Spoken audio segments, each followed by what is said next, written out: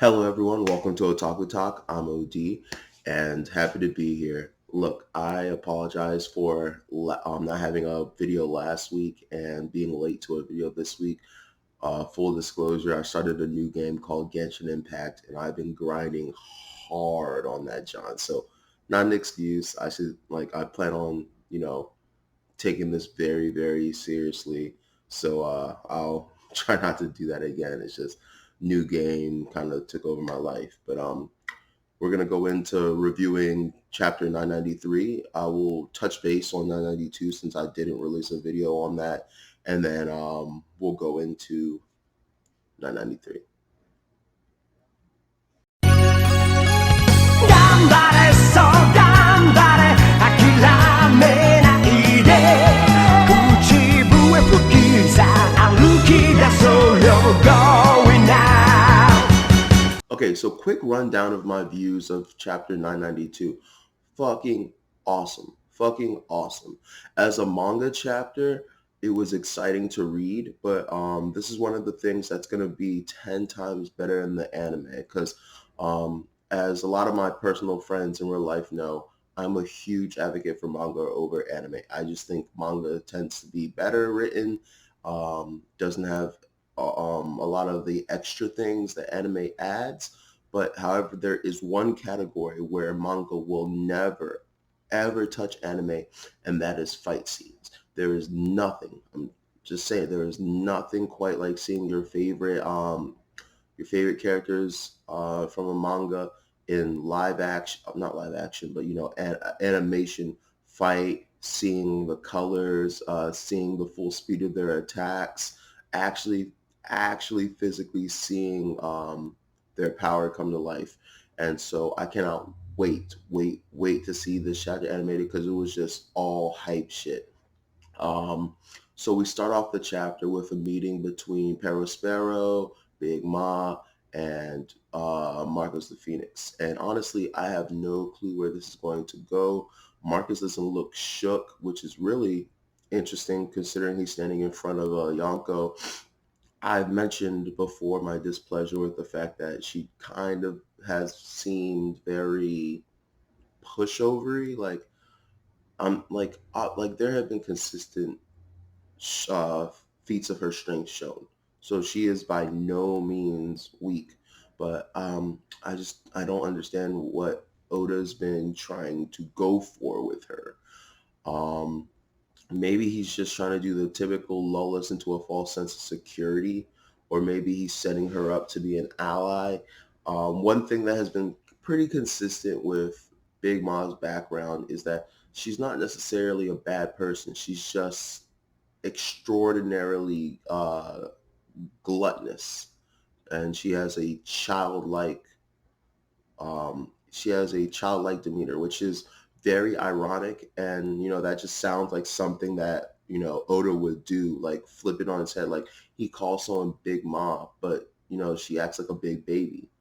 And so I think it's just a play on like someone who never quite grew up trying to have a family and having issues. And just when you have that much power, like when you raise a kid spoiled, they become a spoiled adult. And that's just a perfect example of what's happening with Big Mom. Like I said, she wasn't a malicious kid. She loved her friends and family. Just she loved food more. Something I was thinking about doing a video on, I probably won't, but just something I always found interesting is that like Big Ma and fucking Luffy are very, very similar. Very, very similar. How Luffy feels to meat, Big Ma feels to candy. However, Luffy, where the line is drawn is Luffy would never endanger the lives of others, never unjustly attack others because of me. And I think that that's a huge distinction. He would inconvenience people, don't get me wrong. He would probably steal some meat, probably, but like he would never do something that would like screw people over in the name of meat. And so that's a big distinction. But one thing I've noticed is Luffy does have aspects of a lot of the Yonko, but it's tempered. So I don't know. That's something to keep in mind. Anyway, moving on. Carrot I believe sees Perospero, and she's off to go avenge Pedro, which is really good because you know we are in the middle of the the full moon, which I just noticed. I don't think she's in Sulong form, so I might have to like reread the chapter. But maybe she's just not under the cover of the moonlight. But I cannot wait to see Sulong Carrot fuck up Perospero because I do believe she has the ability to do it. Perospero has never seemed like quite the powerhouse. He seems like more of a strategic mind. So this is something very interesting. And I just want to know how this little discussion parlay that Perospero, Big Ma, and Marcos are having will go because all three of them seem to have completely different ideas of what's going on. All right, moving on to the main aspect of the fight. The fucking Scabbards versus Kaido. Yo, they put in that mother in work. They put in that work. Like I said, this is the main thing when I was talking about. I cannot wait to see it animated. Everyone went ham. Everyone pulled off their own attacks, and it worked. I had a feeling there's no way that you could be a subordinate of Odin and not have Ryu Hockey. And like I just think it's kind of a parallel to the Straw Hats. Like there's gonna come a point where they're able to do that too. Are they gonna be able to fight off like the strongest like people ever? No, at least not anyone outside of the Monster Tree. Actually, I'm gonna say the Monster Quartet. A very good YouTuber I like, Mr. Morge, released a video saying there is no Monster Quartet. It's always going to be the Monster Trio, and I do think there is like a grain of salt in that, in the fact that Jinbei already had his prime, and he's just kind of like the the old head in the group. So I know there's Broken Robin, but like he's kind of the experienced vet. He's the vet of the group basically. He's still not, he's had his heyday, but he's by no means weak. But I think his potential is kind of peaked. So at this time, I think he's definitely stronger than Sanji. Zoro might be ambiguous, Luffy might be ambiguous, but I'm pretty sure that he is stronger than Sanji, maybe weaker than the other two. But it's very good to know that like they're not just going to get swept. They're going to get some blows in. Are they going to be Kaido? Hell no, as we'll get into the rest of 993. But it was just really, really good to see them put up a fight. Really, really good to see that flashback of Odin and the story of how he kept trying to teach him two sword style and they weren't about it, but like turns out that they actually were about it and learned it. So that's very, very cool. I think probably the coolest ability, the person I was most excited to see was Raizo, because all right, all right, I thought he was like kind of a joke at first, but he's actually like using like really interesting ninja techniques and like that's dope. And just the fact that he has something like that scroll means that he has other things he can pull out of his disposal. But like, oh, the ability to like capture someone's attack and send it back, fucking insane. Fucking insane. So really, really good chapter. Now, 993 is where that whole experience gets flipped on its head. So give me a second. Let me process my thoughts. All right, we're back. So first off, we start off with the cover page. Always got to talk about the cover page. And Gotti and Lola got hitched. That's very interesting. So keeping it in the family. Now, two members of the Capone Pirates are now married to two daughters of the Linlin Big Ma Pirates. So what significance that has, we'll find out later. But, for real, just in the concept of the story, I'm just happy that they're happy. Like, they've had a really hard life, and it's good to see them happy. I'm happy that their dad was there for their wedding. Um, and it was a nice little story. You guys are no strangers to the fact that like I've been really, really annoyed with this with these cover pages just because I want to move on to something else. But part of me thinks that if Oda has spent so much time on this, there's something important going on. I like Capone. I think his self is cool. I love the idea that his character is based off of Al Capone, one of the like most legendary mafiosos ever.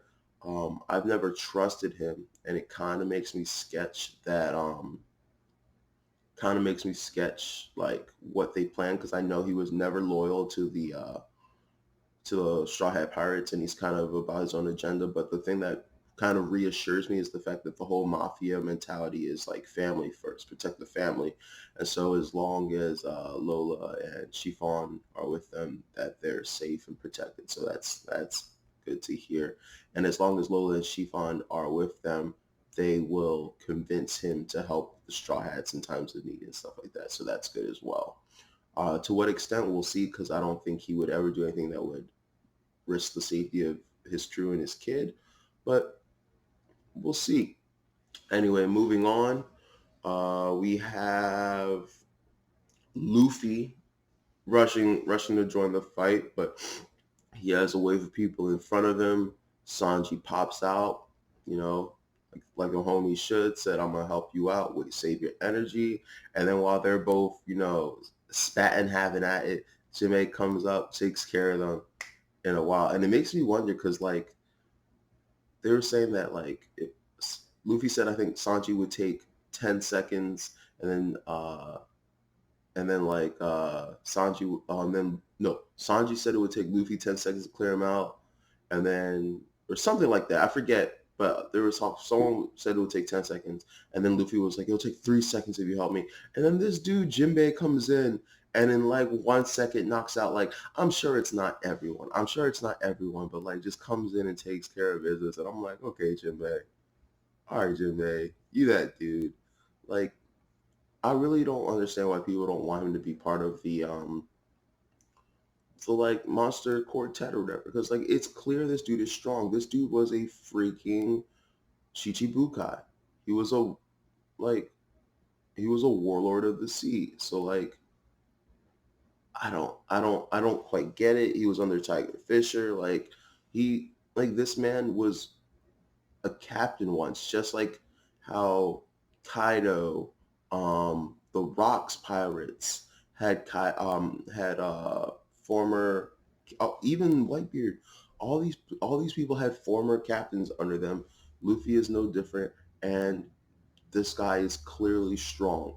So I don't know what the hate is. Jinbei has always been a decent character in my book. Um, as far as personality wise, his personality isn't top tier to the other parts, but I do like his. He's kind of like Zoro in a way with that like Bushido code kind of.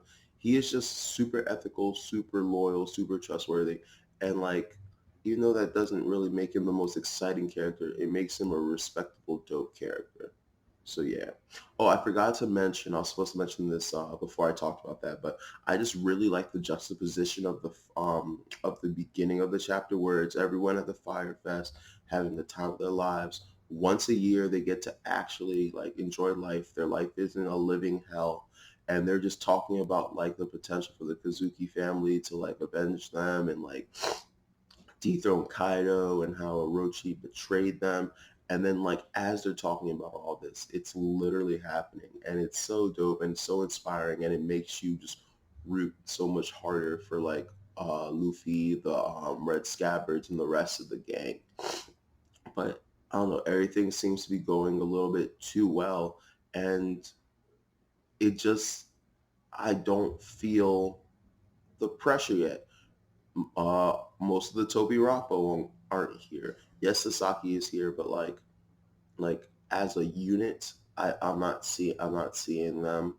Um, okay, some of the headliners are here. That's dope. Uh, Queen showed up. That's scary. Her plague bullets are terrifying. Apparently, it turns you into some kind of like super zombie that enhances your strength and can be spread to others. So that is terrifying. So they're not only are they coming into this with with more numbers, because I think Kaido's crew has sufficient numbers right now, but they have the ability to turn the enemy into basically White Walkers. So that's freaking terrifying. Um, this dude Briscola with a gorilla hand, like, dude, I can't stand these smile users with like the screwed up fruits, like how like their animals like come out so weird.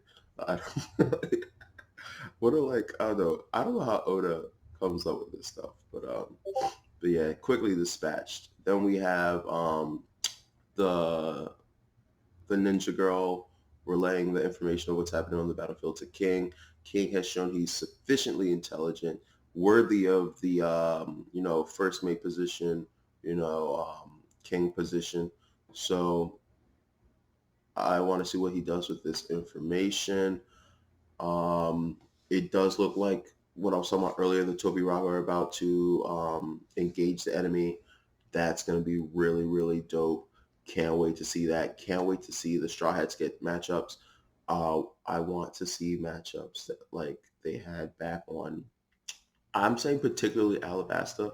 A lot of people will be like, wasn't the last time they had like one-on-ones Ennis Lobby? And yes, that's very true. But like, I don't know.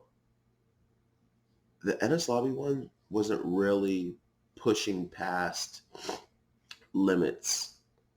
Um, Luffy was the only one that really pushed past his limits there. Like that's where he unlocked gear 2 and 3.